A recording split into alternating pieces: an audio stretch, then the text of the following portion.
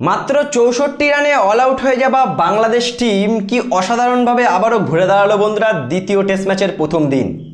বন্ধুরা one man আর্মির মতো শরীফুল ৬টা উইকেট নিয়ে বাংলাদেশকে এই টেস্ট ম্যাচে বাঁচিয়ে রেখেছে।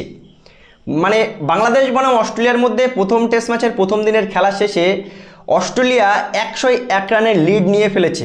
১৬৫ রানে অস্ট্রেলিয়ার ৮ উইকেট। কিন্তু সবথেকে মজার বিষয় যে বাংলাদেশের ব্যাটসম্যানরা আজকে পুরো সারেন্ডার করে ফেলেছে, পুরো একেবারেই বাজে শট খেলেছে। মিচেল স্টার্কের বল তারা দেখতে পায়নি। প্রথম ইনিংসে মিচেল স্টার্ক প্রথম ৪ ওভারে ৪ রান দিয়ে ৫টা উইকেট নিয়েছে। মোট ৬টা উইকেট নিয়ে বাংলাদেশের ব্যাটিং লাইন আপকে পুরো ধরাশায়ী করে দিয়েছে। সেই বাংলাদেশ দল মনে করছিলাম বাংলাদেশ কামব্যাক করতে পারবে না, কিন্তু দ্বিতীয় ইনিংসে আমরা কি দেখতে পেলাম? শরীফুল ইসলাম কি অসাধারণ বোলিং করে ৬টা উইকেট নিয়ে বাংলাদেশ দলকে কামব্যাক করিয়েছে। দেখো একেবারে কিন্তু বাংলাদেশ এই ম্যাচ থেকে ছিটকে যায়নি। ১০১ রানের লিড অস্ট্রেলিয়ার কাছে আছে, কিন্তু এখনও শরীফুল এই ম্যাচে বাংলাদেশ টিমের আশাটা বাঁচিয়ে রেখেছে। এখন কালকের দ্বিতীয় দিন বাংলাদেশ টিমের সবথেকে বড় টার্গেট থাকবে যে এই ১৬৫ রানে ৮ উইকেট আছে, এই ৮ উইকেটটা যেন ১৮০ রানের মধ্যে আর বাদ বাকি 2টো উইকেট নিয়ে নেয়।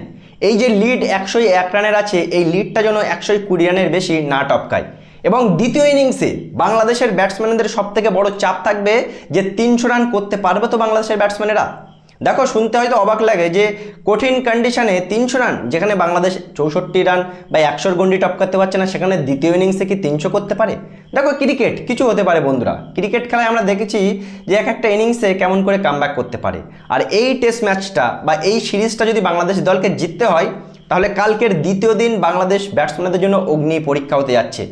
বাংলাদেশের ব্যাটসম্যানরা যদি ভালো খেলতে পারে, ৩০০+ রান করতে পারে, তাহলেই বাংলাদেশের বোলাররা কিছু করতে পারবে। আর না হলে বন্ধুরা বাংলাদেশ দল ইনিংসেও হারতে পারে যদি দ্বিতীয় ইনিংসেও বাজে ব্যাটিং করে।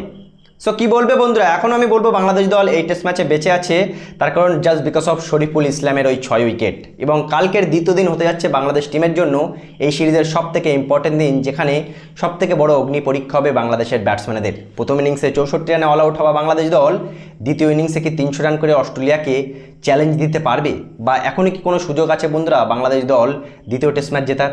অবশ্যই জানাবে কমেন্ট করে। ভিডিওটি ভালো লাগলে চ্যানেলটি অবশ্যই সাবস্ক্রাইব করে দেবে।